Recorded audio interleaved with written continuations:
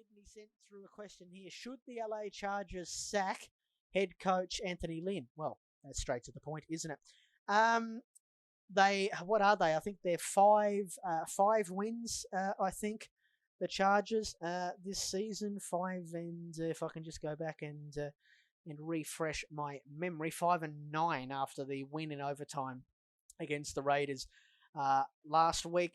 I hear him talk, Anthony Lynn, and he seems like a really great coach to play for. But the fact of the matter is, and they've found their quarterback, and they've got they've got a really good roster. But the fact of the matter is, this is probably the worst team in the league, the Chargers, when it comes to situational football, and that has to come down to coaching.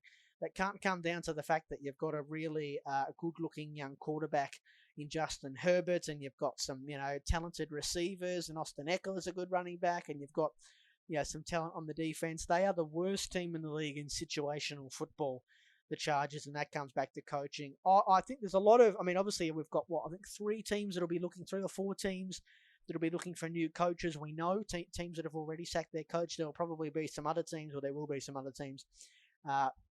And there always seems to be a team or two that sort of sack their coach, and you sort of think, whoa, didn't expect that. But I do think the Chargers will move on from Anthony Lynn. I think they have to. I don't think they can look at that season and think that season was a success. All of those close games that they lost, where it was really just situational football that buried them.